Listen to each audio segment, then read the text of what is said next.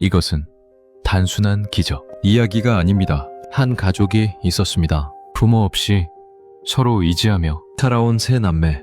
그들에게 예수님은 전부였습니다. 믿음도, 소망도, 가족도. 그런데 막내 나사로가 죽었습니다. 자매들은 예수님께 급히 전가를 보내십니다. 주님, 사랑하시는 자가 병들었습니다. 하지만 예수님은 오지 않으셨습니다. 이틀이 지나고 나사로는 숨을 거두었습니다. 왜요, 주님? 왜 침묵하셨나요? 그러나 하나님의 침묵에는 이유가 있었습니다. 할렐루야!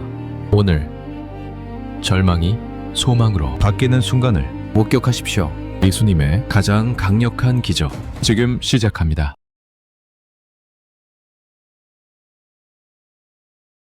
할렐루야!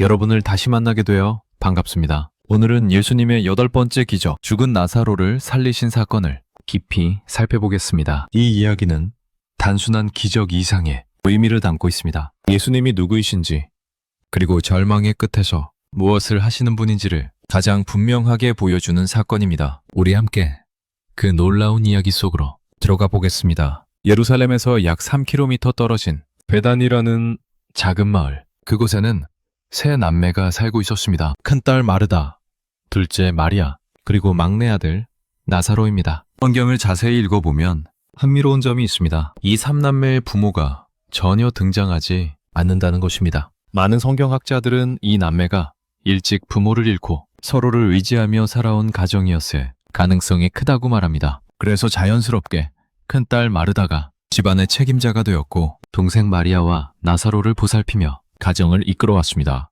요한복음 12장을 보면 마르다가 손님들을 접대하고 음식을 준비하는 모습이 나옵니다. 이것은 그녀가 집안의 주인 역할을 하고 있었음을 보여줍니다. 그런데 이 집은 예수님께 특별한 의미가 있는 곳이었습니다. 예수님께서 예루살렘에서 사역하실 때 자주 머무르시던 안식처 같은 집이었습니다. 복음서를 보면 예수님이 이 집을 여러 번 방문하신 기록이 나옵니다. 누가복음 10장에서는 마리아가 예수님의 발치에 앉아 말씀을 듣는 장면이 나오고, 요한복음 12장에서는 마리아가 값비싼 향유로 예수님의 발에 기름을 붓는 장면이 나옵니다. 이 집은 단순히 예수님이 잠시 쉬어가는 곳이 아니었습니다. 깊은 신뢰와 사랑이 있는 영적 가족 같은 공동체였습니다. 요한복음 11장 5절은 이렇게 기록합니다. 예수께서 마르다와 그 동생과 나사로를 사랑하시더니 예수님께서 이 3남매를 깊이 사랑하셨다는 것입니다. 그들 역시 예수님을 단순한 선생이 아니라 생명을 맡길 수 있는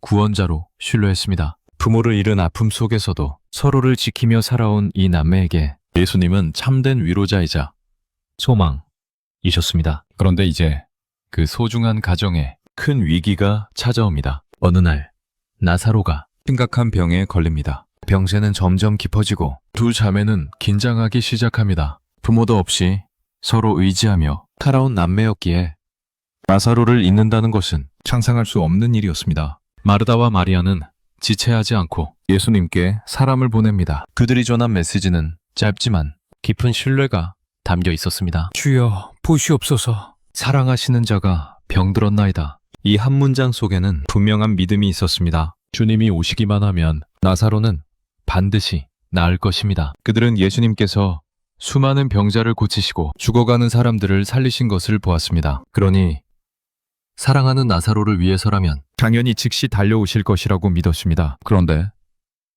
예상과 달리 예수님은 이틀을 더 그곳에 머무르십니다. 요한복음 11장 6절입니다. 나사로가 병들었다 함을 들으시고 그 계시던 곳에 이틀을 더 유하시고. 왜 예수님은 지체하셨을까요? 베다니의 집에서는 시간이 흐를수록 상황이 악화되고 있었습니다. 나사로의 숨소리는 점점 약해지고 두 자매는 문 앞을 바라보며 예수님을 기다렸을 것입니다. 주님, 왜 오지 않으시나요? 우리가 무엇을 잘못했나요? 주님께서 우리를 사랑하신다고 하셨는데 왜 침묵하시나요? 기도는 보냈지만 응답은 오지 않는 시간. 그 사이 나사로의 병은 더 깊어지고 결국 그는 숨을 거둡니다. 마르다와 마리아의 마음에는 말할 수 없는 슬픔과 함께 아마 이런 질문들이 가득했을 것입니다. 주님은 정말 우리를 사랑하시는 건가요? 왜 이런 일이 우리에게 일어난 걸까요? 사랑하는 사람의 죽음 앞에서 믿음은 흔들리기 시작합니다. 그러나 성경은 말합니다. 예수님의 지연은 무관심이 아니었습니다. 오히려 더 큰 계획, 더 큰 영광을 위한 하나님의 시간표였습니다. 단순히 병든 자를 치유하는 것이 아니라 죽음 자체를 이기시는 부활의 권능을 보이시기 위함이었습니다. 요한복음 11장 4절에서 예수님은 이렇게 말씀하십니다. 이 병은 죽을 병이 아니라 하나님의 영광을 위함이요 하나님의 아들이 이로 말미암아 영광을 받게 하려 함이라. 우리 삶에서도 마찬가지입니다. 하나님의 침묵이 무관심이 아닙니다. 그분의 지연은 더 큰 역사를 준비하시는 과정입니다. 나사로가 죽은 지 나흘째 되는 날입니다. 예수님께서 베다니에 도착하십니다. 유대인의 전통에 따르면 사람이 죽은 지 사흘이 지나면 영혼이 완전히 떠난다고 믿었습니다.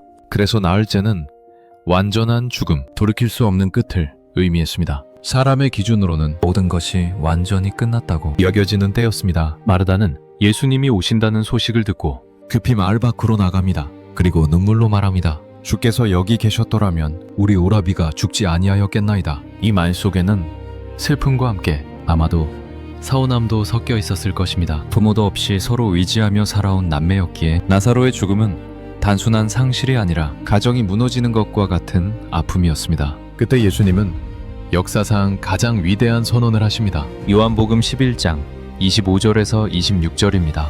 예수께서 이르시되 나는 부활이요 생명이니 나를 믿는 자는 죽어도 살겠고 무릇 살아서 나를 믿는 자는 영원히 죽지 아니하리니 이것을 네가 믿느냐? 예수님은 나는 부활을 주는 사람이라고 하지 않으셨습니다.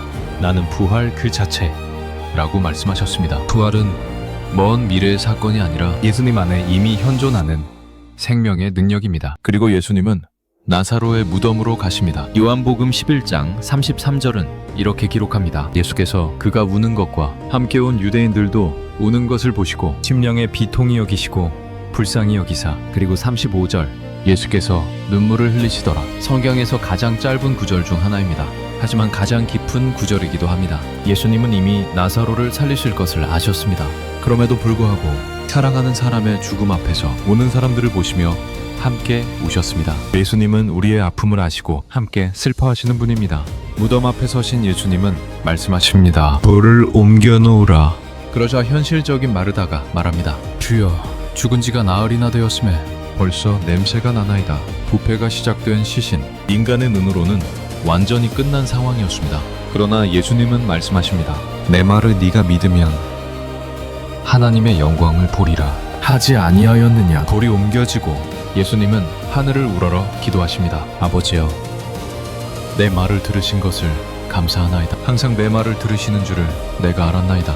그러나 이 말씀하옵는 것은 둘러선 무리를 위함이니 곧 아버지께서 나를 보내신 것을 그들로 믿게 하려 함이니이다. 그리고 큰 소리로 외치십니다. 나사로야, 나오라. 그 순간 놀라운 일이 일어납니다. 죽은 나사로가 수위에 손발이 감긴 채로 무덤에서 걸어 나옵니다. 요한복음 11장 44절입니다. 죽은 자가 수족을 배로 동인 채로 나오는데 그 얼굴은 수건에 쌓였더라. 예수께서 이르시되 풀어놓아 다니게 하라 하시니라. 죽음이 생명으로, 절망이 소망으로, 끝이 시작으로 완전히 뒤바뀌는 순간이었습니다. 이 사건은 단순한 기적이 아닙니다. 예수님이 죽음을 이기시는 부활의 주, 생명의 주이심을 선포하는 사건입니다. 나사로의 부활은 예수님 자신의 부활을 미리 보여주는 예표였습니다. 그리고 우리 모두가 예수님 안에서 경험하게 될 영원한 부활의 약속이었습니다. 사람의 눈에는 이미 끝난 것처럼 보일지라도 예수님 안에서는 언제든 새로운 시작이 열립니다. 네 번째 날, 냄새가 나는 무덤 속에서도 예수님의 음성은 죽음을 깨우고 생명을 불러냅니다. 오늘도 예수님은 우리 삶의 절망의 무덤을 여시고 포기했던 자리에서 새 생명을 부어주시는 분이십니다. 끊어진 관계, 무너진 꿈, 죽은 것처럼 느껴지는 믿음, 그 모든 것 앞에서 예수님은 여전히 말씀하십니다. 나는 부활이요 생명이다. 나를 믿는 자는 죽어도 살겠고 영원히 죽지 않는다. 그렇습니다. 예수님은 지금도 살아계신 부활이요 생명이십니다. 우리가 끝이라고 생각하는 그곳에서 하나님은 새로운 시작을 준비하고 계십니다. 오늘 여러분이 무덤 같은 상황이 있다면 예수님의 음성을 기억하십시오. 나오라. 그 음성은 지금도 우리를 향해 울려 퍼지고 있습니다. 아멘. 오늘 나사로의 부활 이야기를 통해 예수님이 부활이요 생명이심을 다시 한번 확인했습니다. 여러분의 삶에도 이 부활의 능력이 나타나기를 축복합니다. 은혜 가운데 평안하시기를 예수님의 이름으로 기도합니다. 아멘.